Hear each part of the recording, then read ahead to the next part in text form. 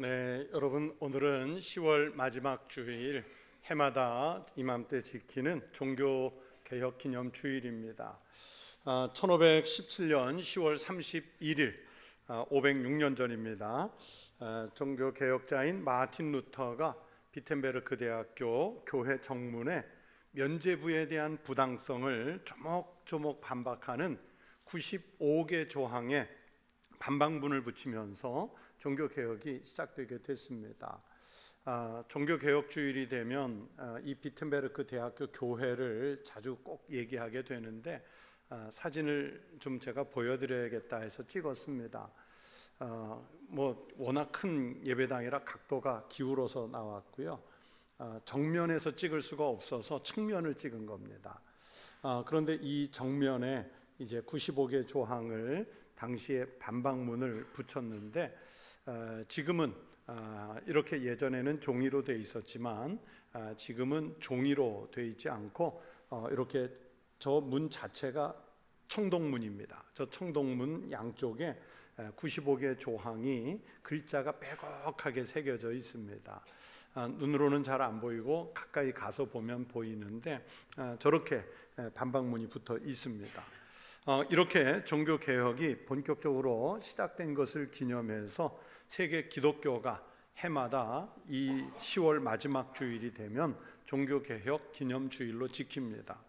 물론 이 마틴 루터보다, 비텐베르크에 있었던 마틴 루터보다 한 100여 년 앞서서 종교개혁을 시작하신 분들도 있었지만요, 그러나 그 당시 교회와 교황 세력의 박해를 받아서 그 종교개혁을 시도했던 분들이 화형을 당하거나 다양한 방법으로 순교를 당하거나 또는 교회에서 파문을 당해서 쫓겨나고 그렇게 세력을 잃었다가 이제 루터 시대에 이르러서 우리가 알고 있는 그 구텐베르크 금속 활자 인쇄술이 발달하면서 이제 성경이 자국어로 번역돼서 자국어로 출판되고 또 그러면서 자국어로 예배를 드리면서 종교개혁이 본격적으로 시작을 하게 됐습니다.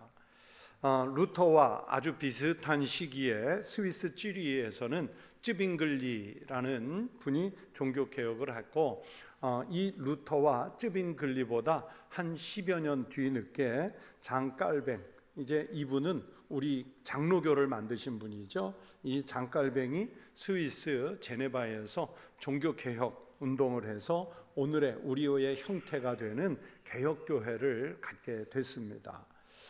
오늘날 소위 개신교에서 신앙생활을 하는 모든 성도들은 바로 이분들의 종교개혁의 덕을 보고 있는 겁니다. 우리가 무슨 덕을 봤냐 이렇게 물으실지도 모르겠는데 가장 결정적으로는 종교개혁 이전에는 선교의 열정이 없었어요. 왜? 다 교회 다닌다고 생각했으니까.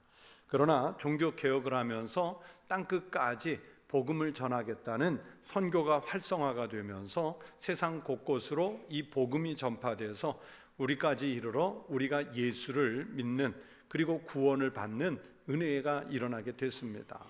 그리고 지금 우리가 우리말로 번역된 성경을 읽을 수 있고 우리말로 설교를 듣고 그리고 자유롭고 독립된 교회를 각각 갖게 됐지 않습니까? 바로 이런 것들이 하나같이 종교개혁의 결과들입니다. 그래서 우리 개혁교회들은 500년 전처럼 정체되지 않고 날마다 우리의 신앙과 삶을 새롭게 갱신하는 개혁자의 삶을 살아갈 책임이 우리에게 부여가 됐습니다. 그런데 만약에 이런 개혁교회 교인으로서의 이 자세를 우리가 잃어버리고 만약에 우리가 갱신하지 못하면 우리가 언제 다시 다른 세력, 특히 교회 밖의 세력에 의해서 개혁의 대상이 될지도 모릅니다. 실제로 역사 속에서 그런 일들이 많이 있었는데 제가 하나의 예만 말씀을 드리겠습니다. 지난 6월 달에 종교개혁지 순례를 하면서 어느 해보다도 종교개혁과 관련한 공부를 좀 깊게 해봤습니다. 종교개혁지 탐방 코스 중에 혹시 와인 좋아하시는 분들한테는 기억이 될는지 모르겠는데 포도주 생산지로 유명한 프랑스 브로고뉴 지방이라고 있는데 거기에 끌리니 수도원이라는 수도원이 있습니다. 우리가 많이 들어본 떼제 공동체도 바로 그 브로고뉴에 가까이 있고요. 우리 기독교 역사에서 매우 중요한 곳이라 이 끌리니 수도원을 좀 들어갔습니다. 역사적으로 매우 복잡한 설명이 필요한 수도원입니다. 최대한 간단하게 설명을 하자면 중세시대 수도원들이 우리 기독교 세계에 대세를 이루던 시절이 있었는데, 그런데 수도원들이 번성하면서 순수한 이상과 신앙을 잃어가면서 당시에 영적인 교회의 분위기가 마치 미신을 믿는 것처럼, 잡신을 믿는 것처럼 교회가 그렇게 변질이 돼 가던 때가 있었습니다. 그리고 교황을 비롯한 성직자들이 자꾸 부패하고 기독교가 사회적으로 신망을 잃어가고 있었습니다. 그때 수도원과 기독교를 개혁하고자 일어났던 새로운 수도원 운동이 있었는데, 그 수도원 운동의 출발점이 끌리니라는 수도원입니다. 끌리니 수도원이었습니다. 이 끌리니라는 귀족이 수도사들이 마음껏 기도하고 마음껏 신학을 연구하고 그러면서 기독교를 좀 깨끗하게 만들어 달라는 절대적인 이 바람을 가지고 큰 기대를 갖고 설립해 준 수도원입니다. 사진을 보시면 제가 찍은 사진은 그냥 측면의 한 부분만 찍었는데, 아쉬운 건 드론 갖고 하늘에서 찍어야 이게 얼마나 큰 규모인지를 알 수 있을 거예요. 일단 저 수도원에 들어가면요, 규모 자체에 놀랍니다. 로마에 있는 베드로 성당이 세워지기 전까지는요, 10세기 당시 기독교 세계에서 가장 큰 수도원이면서 교회였던 거예요. 역사 속에서 여러 재난을 겪으면서 이 수도원이 상당 부분 소실이 됐다고 했는데, 지금 남아있는 규모도 어마어마합니다. 이 수도원이 말씀드린 것처럼 처음에는 개혁적인 신학과 개혁적인 신앙으로 우리 기독교를, 타락한 기독교를 정화해 갔는데, 그만 개혁을 멈추게 되고 안주하게 됐을 때 이 수도원은 수도원으로서의 기능이 마비가 되기 시작합니다. 우리가 잘 아는 프랑스 대혁명이 1789년에 일어났지요. 그 이듬해, 그러니까 1790년에 이 수도원은 프랑스 대혁명을 일으킨 세력에 의해서 해산이 돼 버립니다. 그냥 해산이 돼 버려요. 그리고 지금은 이렇게 수도원 건물만 남아서 유적지로서 관광객들을 맡고 있습니다. 제가 이 수도원에 몇 시간을 머물면서 생각을 했습니다. 만약에 중세시대 때 이 끌리니 수도원에서 시작한 개혁 운동이 성공을 했다면 훗날 루터나 깔뱅이나 쯔빙글리 이런 분들의 종교 개혁이 일어나지도 않을 수도 있었겠다, 이런 생각이 들었습니다. 여러분, 이 끌리니 수도원과 중세시대만 그랬겠습니까? 현대 교회도 마찬가지입니다. 우리가 끌리니 수도원처럼 아무리 예배당 잘 짓고 재정적으로 안정이 돼 있고 성도들의 숫자가 많다고 해도요, 하나님 앞에서 우리가 바른 신앙으로 날마다 갱신하지 못하면 그 교회도요, 언젠가는 이 수도원처럼 역사 속에서 과거의 교회로 묻혀버리고 말 것입니다.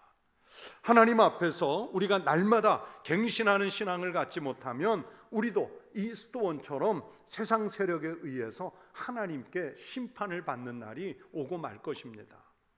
그래서 하나님은 개혁하지 못하는 이 기성 그리스도교를 심판하고 재정립하려고 앞에서 말씀드린 마틴 루터나 장 깔뱅, 쯔빙글리 같은 분들을 세워서 그 중세시대 종교개혁을 하게 하셨고, 오늘날 우리도 그 신앙의 정신을 계승하면서 오늘과 같은 개혁교회로 우리가 남아있는 것입니다. 그 종교개혁을 기념하면서 그 신앙을 잇겠다는 다짐과 함께 우리가 해마다 이렇게 종교개혁주의를 맞습니다. 언제나 여러분이 사는 삶의 자리에서, 또 교회는 교회대로 교회의 자리에서 하나님께서 우리에게 기대하시는 날마다 개혁하는, 갱신하는 교회요, 성도로 살아가실 수 있기를 축원합니다. 여러분, 신앙생활을 하다 보면 하나님께서 역사하시는 방법 때문에 우리가 놀랄 때가 많습니다. 하나님은 우리가 감히 생각하지 않는 방법으로 우리를 살리시고 우리가 능력을 얻게 하시고 또 세상을 이기고 살아갈 수 있는 길을 열어주십니다. 우리의 일반적인 이성, 사고로는 알 수 없는 하나님의 은혜예요. 오늘 본문 말씀이 바로 그런 사실을 우리에게 보여주시는 하나님의 말씀입니다. 이스라엘 성지순례를 하다 보면 지구상에서 사람이 사는 고도가 제일 낮은 곳, 해발 마이너스 400m, 거기에 그 사해 근방에 아주 보기 드물게 크고 아름다운 오아시스를 만나게 되는데, 성경에 많이 등장하는 여리고라는 성입니다. 이스라엘 백성들이 출애굽해서 가나안 땅 들어갈 때 여호수아를 중심으로 7바퀴 돌아서 정복한 그 여리고 성입니다. 또 오늘 본문 속에 등장하는 여리고 성입니다. 예수님께서 삭개오 만났던 장소가 바로 그 여리고 성입니다. 이 여리고는 사해 근방에 아주 보기 드물게 크고 아름다운 오아시스 지역입니다. 작은 언덕에 올라가서 이 여리고 시내를 내려다보면 사막 한복판에 참 아름다운 종려나무 숲이 평지를 이루어서 길게 뻗어 있고요. 그러면서 그 뒷면에는 예수님께서 공생애 시작하시기 전에 광야에서 40일 금식하며 시험 받으신 사건이 있는데, 바로 그 시험산이 여리고에 있습니다. 그래서 뒤에는 산이 있고 앞에는 평지가 펼쳐지기 때문에 아주 광야지만 아늑한 느낌을 주는 그런 오아시스입니다. 그래서 오늘 읽은 이 본문 말씀에도 자기네 성읍의 위치에 대해서 뭐라고 그랬어요? 보시는 바와 같이 이 성읍의 위치는 좋으나 그랬어요. 정말로 그렇습니다. 여리고 지형은 유대 산지로부터 저지대로 흘러가는 강이 있어가지고 수량이 풍부해서 종려나무, 무화과 나무가 넉넉하고요. 그리고 오렌지가 지금도 많이 생산되는 대표적인 지역입니다. 비록 광야에 있지만 나름 사람들이 살기에 꽤 적합한 지역입니다. 그런데 오늘 말씀해 보니까 이렇게 아름다운 여리고에 한 가지 흠이 있다 그랬어요. 그것은 바로 물이 좋지 않다는 것입니다. 여러분, 여리고에 가면 물이 솟아나오는 샘의 근원이 있는데, 예전에는 그 물이 나오는 곳이 밖으로 노출되어 있었거든요. 그런데 한 4년 전쯤에 우리 교회 성도들하고 성지순례 가서 여기를 둘러보니까 이제는 그 물 근원 안에 큰 건물을 지어서 여기를 보호하고 있더라고요. 우리나라도요, 태백에 가면 한강물이 시작하는 그 발원지가 있어요. 검룡소라고. 낙동강물이 시작하는 발원지가 있어요. 황지라고. 그렇죠? 많이 들어보셨고 많이 가보셨을 거예요. 그런데 그곳에 가보면 큰 강, 한강이 시작되고 낙동강이 시작되는 그 발원지 같지 않게 생각보다 작은 연못이에요. 물이 엄청나게 솟아나는 것도 아니고 그냥 적당하게 솟아나요. 생각보다 아주 작아요. 그런데 그 작은 샘에서 솟아나는 물이 흘러서 큰 한강도 이루고 또 그러면서 낙동강도 만드는 거죠. 그런 것처럼 이 여리고 샘의 근원도요, 많은 물이 뭐 콸콸콸콸 솟아나는 것은 아니지만 여리고 지역의 사람들이 지금도 넉넉하게 먹고 그리고 최소한의 농사를 지을 정도는 됩니다. 그런데 오늘 본문 말씀에 보니까 지형의 위치는 좋은데 그 물이 좋지 않다. 여리고 사람들에게 걱정거리가 바로 이 물이 좋지 않다는 것이었습니다. 여호수아 6장 26절에 보면 여호수아가 이 여리고성을 함락시킨 다음에 도시가 재건되지 못하도록 저주하는 장면이 있습니다.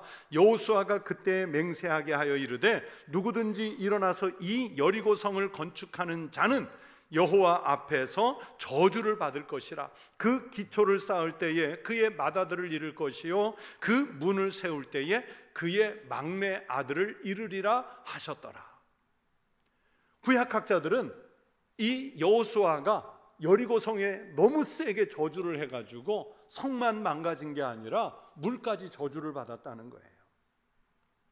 아무튼 뭐 여호수아 때문에 그랬든 물이 좋지 않아서 그 여리고 사람들이 열심히 농사를 짓지만 그 열매들이 익지 못하고 떨어진다는 거예요. 여러분, 농사 짓는 분 생각해 보세요. 열심히 철마다 잘 농사를 졌는데 익기 전에 과일이 다 떨어져 버려요. 익기 전에 그 채소들이 다 죽어버려요. 성경이 말씀했죠. 물이 나쁨으로 토산이 익지 못하고 떨어지니이다. 여리고 주민들은 물이 좋지 않아서 땅의 소산을 수확할 수 없을 뿐만 아니라 주민들과 또 짐승들이, 가축들이 질병에 시달리고요. 그리고 오늘 본문 속에 죽음이라는 단어가 나오는데 이건 죽는다는 표현보다 정확한 말은 낙태한다는 얘기예요. 아이가 낙태를 당하는 거예요. 그래서 이 여리고 사람들이 이 물 때문에 고민하던 차에 마침 하나님의 선지자 엘리사 선생님이 이 여리고에 오셔서 머물고 있다는 소문을 듣게 됐고, 백성들이, 대표들이 엘리사 선지자를 찾아가서 자기들의 사정을 이야기합니다. 도움을 요청하는 거예요. 요청하는 내용은 물을 쓸 수 있도록 깨끗하게 고쳐달라는 거죠. 엘리사는 여리고 주민들의 요청을 받고는 새 그릇에 소금을 담아 내게로 가져오라 이렇게 명령을 했고요. 주민들이 그렇게 했습니다. 주민들이 새 그릇에 소금을 담아온 것을 가지고 엘리사가 바로 말씀드린 물 근원으로 나아가죠. 그리고 본문 21절에서 소금을 그 가운데 던지며 이르되 여호와의 말씀이 내가 이 물을 고쳤으니 이로부터 다시는 죽음이나 열매 맺지 못함이 없을지니라 하셨느니라. 엘리사가 한 말과 같이 고쳐졌다. 사람들이 고통스러워하는 이 물을 깨끗하게 고쳐줬다. 성경이 말씀하세요. 저는요, 이 말씀을 읽고 묵상할 때마다 참 신기한 하나님의 능력을 봅니다. 우리 인간의 상식으로는 이해가 되지 않는 하나님의 능력이에요. 여러분, 무엇이 그렇게 제가 신기한가 하면 하나님이 물 근원을 고치시는데 소금을 사용하셨다는 것도 신기하고요. 그리고 그 소금이 정한 능력이 있다고 할지라도 그러면 우리 생각에는 소금을 들이다 갔다가 퍼 부어야 그 많은 물을 고칠 텐데 달랑 불과 한 그릇의 소금만 갖다 던져버리잖아요. 이게 신기한 거예요. 하나님은 엘리사를 통해서 우리의 상식을 넘어서는 방법으로 이 물 근원을 고치시는 거예요. 그러니까 여러분, 물을 고친 것은 우리 인간의 어떤 방법이나 능력이 아니라 오직 하나님의 은혜, 하나님의 능력에 의해서 가능하시다는 것을 오늘 성경이 말씀하는 거예요. 엘리사가 새 그릇에 소금을 담아 물의 근원에 던진 것은 하나님의 능력으로 그 물을 새롭게 하여 생명력을 불어넣는다는 행동의 상징적인 것입니다. 엘리사도 그렇게 말씀하시잖아요. 여호와의 말씀이 내가, 즉 여호와가 이 물을 고쳤으니, 여러분, 이 물은 엘리사의 능력으로, 무슨 인간의 지혜와 지식으로, 아니면 우리가 생각하는 합리적 과학적 방법으로 그렇게 고친 것이 아니라, 사람들이 생각하는 나름의 방법으로 고친 것이 아니라 하나님께서 이 물의 근원을 깨끗하게 고치셨다는 것을 말씀하시는 거예요. 엘리사는 하나님께서 이 물을 고치시는데 다만 자신은 하나님의 도구로 쓰였고, 그리고 지금 물 근원에 던진 한 그릇의 이 소금은 하나의 상징일 뿐, 이 물을 근본적으로 고쳐주신 분은 여호와 하나님이시라는 하나님의 능력을 이 말씀이 선포하고 있는 것입니다. 오늘 이 성경 말씀을 가지고 여러분, 우리가 믿는 예수 그리스도, 우리가 믿는 그 예수 그리스도께서 주신 복음을 생각해 보세요. 복음의 능력도 마찬가지죠. 하나님은 인간을 구원하시는데 사람이 일반적으로 상상하는 상식의 방법을 넘어서 하십니다. 여러분, 바리새인이나 사두개인들 혹은 열심당원들, 모든 유대인들은 자기네가 그렇게 대망하고 있는 메시아가 오신다면, 그리스도가 오신다면 다윗과 같은 강한 군대를 이끌고 오실 분으로, 아니면 천군 천사를 대동하고 오실 분으로 로마 제국과 맞서 싸워서 저 강력한 로마 제국을 단방에 그냥 무너뜨릴 수 있는 그 강한 힘을 가지신 분으로, 그렇게 메시아가, 그렇게 그리스도가 오실 줄 알았어요. 그런데 예수님은 왕의 모습이나 무슨 군사령관의 모습이 아니라 아주 낮고 천한 인간의 몸을 가지고 종의 형체를 가지고 오셨다 그러잖아요. 마치 물 근원에 던져진 불과 한 그릇의 소금처럼 존재감도 약한, 희미한 그런 모습으로 예수님이 우리에게 오시는 거예요. 그는 근본 하나님의 본체시나 하나님과 동등됨을 취할 것으로 여기지 아니하시고 오히려 자기를 비워 종의 형체를 가지사 사람들과 같이 되셨고, 인자가 온 것은 섬김을 받으려 함이 아니라 도리어 섬기려 하고 자기 목숨을 많은 사람의 대속물로 주려 함이니라. 이게 예수님의 모습이에요. 강한 자의 모습, 왕 같은 자의 모습이 아니라 낮고도 낮은 천한 종의 모습으로 오시더니 결국에는 인간이 당할 수 있는 가장 처참한 처형의 방법으로 그 그리스도가, 메시아가 십자가에서 죽잖아요. 사람들은요, 십자가를 지는 메시아를 생각해 본 적이 없어요. 십자가는 왜냐하면 죄수 중에도 최악의 죄수가 달리는 형틀이었거든요. 저주받은 자 중에 제일 큰 저주를 받은 자가 십자가에 달리는 거거든요. 그런데 어떻게 메시아가, 그리스도가 그 십자가에 달립니까? 메시아를 자청한 예수가 그 십자가에 달리신 거예요. 그래서 고린도전서 1장 18절에서 십자가의 도가 멸망하는 자들에게는 미련한 것이요, 우리에게는, 즉 믿음이 있는 사람들에게는 하나님의 능력이라 말씀하시는 거예요. 소위 세상을 상식적으로, 과학적으로, 합리적으로 사는 불신자들에게는 십자가는 죄인들이 지는 형틀에 불과합니다. 십자가가 인류를 구원할 수 있다는 것은 소금물로 농사 짓겠다, 한 그릇에 소금 가지고 한강물을 정화시키겠다, 여러분 상식을 벗어나는 얘기예요. 불신자들에게는 그렇게 십자가는 미련한 거예요. 그러나 여러분, 우리는 믿고 있습니다. 하나님이 능력이 함께 하시면 그런 미련한 것이라도 상식을 초월하시는 하나님의 방법으로 우리를 구원하신다는 것을 우리는 믿고 있습니다. 물 근원을 맑게 하시기 위해서 소금 한 그릇을 뿌리게 하신 하나님의 능력이 우리를 구원하시기 위해서 예수 그리스도 메시아를 십자가에 달게 하심으로도 가능하다는 것을 우리가 복음으로 믿습니다. 하나님은 물 근원을 고치시기 위해 기상천외한 방법을 쓰신 것처럼 인류를 구원하시기 위해서 가장 극악한 형틀인 십자가를 사용하시는, 즉 사람의 생각을 넘어서는 방법을 우리에게 보여주신 거예요. 우리는 상식적으로 생각하기를 세상을 고치기 위해서는 큰 인물들이 필요하다고 생각해요. 난세에 좀 큰 영웅이 나타나기를 기대해요. 오늘날 많은 사람들이 시대를 보면서 자조하기를 이 시대가 병들었다, 타락했다, 부패했다, 누군가가 좀 고쳐주기를 기대하죠. 대통령을 비롯한 정치인들이 정치를 잘하면 세상을 좀 편하게 만들어주지 않을까? 기업을 경영하는 이들이 경영 실적을 탁월하게 이끌어서 많은 사람들에게 어떤 경제적 부와 혜택을 나누어주면 좋지 않을까? 세계 평화를 위해서 영웅적인 희생을 하는 사람이 나타나 이 세계가 좀 평안했으면 좋겠다, 이런 어떤 특별한 능력을 가진 지도자가 나서서 고쳐주기를 기대하고 있습니다. 맞습니다. 그게 우리 인간이 가장 기대하는 상식적인 거죠. 그러나 여러분, 주님의 방법, 하나님의 방법은 그렇지 않아요. 하나님은 나같이 작고 미약한 사람들을 통해서도, 여러분 같은 성도 한 사람 한 사람을 통해서 우리 사회의 물 근원을 고치실 수 있다는 사실입니다. 나같이 작은 사람도 하나님이 쓰시고자 하면 엘리사가 물 근원에 던진 그 소금 한 그릇이 별 볼 일 없는 그릇이지만, 소금의 분량이지만 마치 그 소금 한 그릇처럼 나를 던져서 쓰실 수 있다는 것을 우리가 믿어야 합니다. 나를 사용하신다는 것이 상식에 안 맞을 수도 있겠지만 하나님은 분명 나 같은 그리스도인을 사용하셔서 하나님의 뜻을 이루어 가신다는 사실은 아주 분명한 것입니다.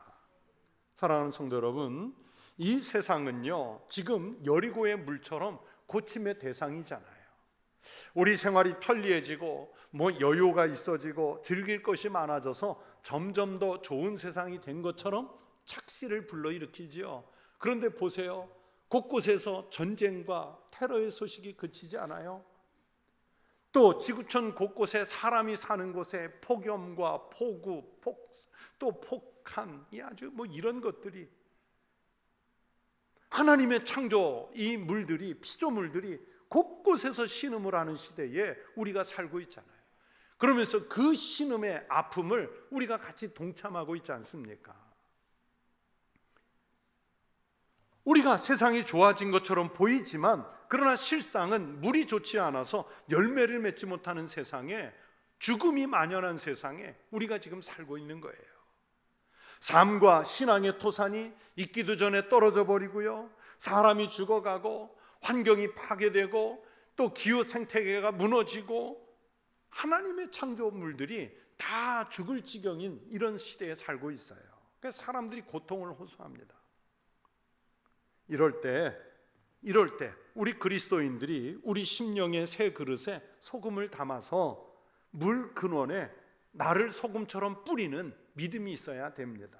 세상 사람들의 삶과는 다른, 그래서 상식적이지 않은 것 같이 미련하고 둔한 삶이지만 우리가 십자가를 지려는 각오 때문에 세상이 고쳐져야 돼요.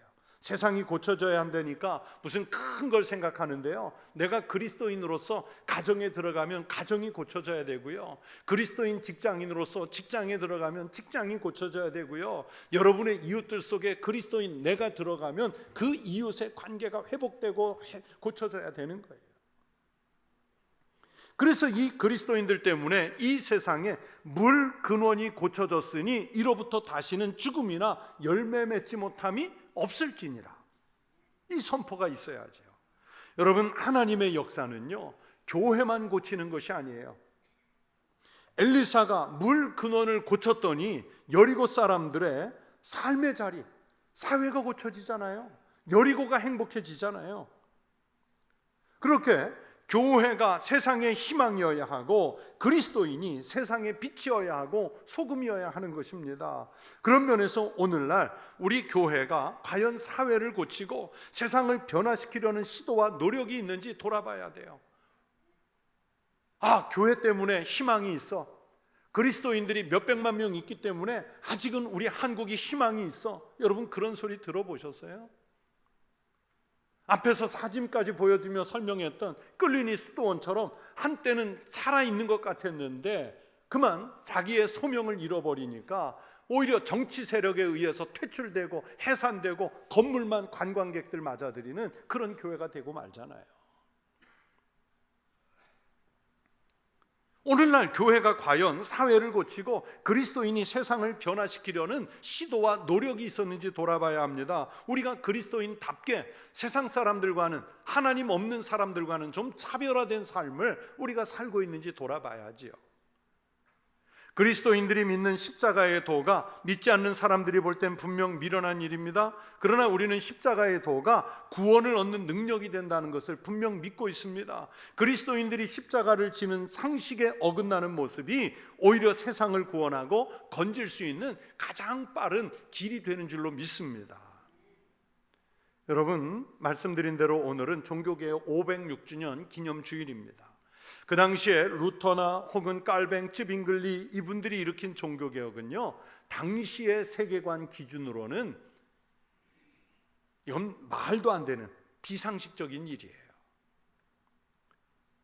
종교개혁이란 대업이 당시로서는요, 계란으로 바위치는 것보다 더 무모한 일이었어요. 감히 누가 그런 일을 하리라고 생각이나 했겠습니까? 그러나 그분들의 그 작은 행동이 인류 역사의 큰 물줄기를 역사를 일으켰습니다. 그분들이 교회의 역사만 바꾼 게 아니에요. 그분들의 사회, 국가를 바꾸어 놨고요, 그러면서 인류의 역사 자체를 바꿔놓은 거예요. 사람들의 일반적인 상식으로는 이룰 수 없는 큰 일을 하나님은 그들로 하여금 하게 하셨습니다. 그랬기에 오늘의 이 자유로운 신앙을 우리가 얻어서 이렇게 예배를 드리는 거예요. 여러분, 이 세상을 고치기 위해서 누가 나서야 한다고 생각하십니까? 누가 개혁자로서 교회와 세상을 고치겠습니까? 이제 우리들 차례입니다. 우리 차례예요. 우리 그리스도인 한 사람, 우리 한 사람이 바로 물 근원이면서 또 동시에 우리가 고치는 소금입니다. 교회 하나하나가 고침의 대상인 물 근원이면서 또 동시에 이것을 고치는 소금입니다. 우리 청북교회가 이 지역사회의 희망이어야 합니다. 우리 교회 교인들이 여러분의 가정과 직장과 이웃들 속에서 희망이어야 합니다. 그리스도인들이 미련한 방법 같지만 예수 그리스도의 십자가를 지고요, 세상에 나가야 돼요. 여기에 앉아서 지금 이 말씀을 듣는 것으로 우리의 역할을 끝내는 것이 아니라 이제 예배가 끝나면 여러분의 삶의 자리에 소금 한 그릇처럼 나가셔야 되는 거예요. 그래서 교회가 고쳐지고 세상에 생명을 공급하고 교회의 물 근원이 고쳐져야 할 줄로 믿습니다. 그래서 우리 교회에 오늘 성경 말씀대로 다시는 죽음이나 열매 맺지 못하는 물 근원이 깨끗하지 못한 일들이 일어나서는 안 됩니다.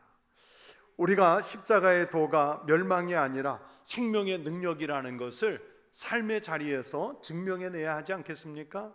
바로 주님께 소명을 받아서 그리스도인 된 우리가 그 능력을 드러내야 합니다.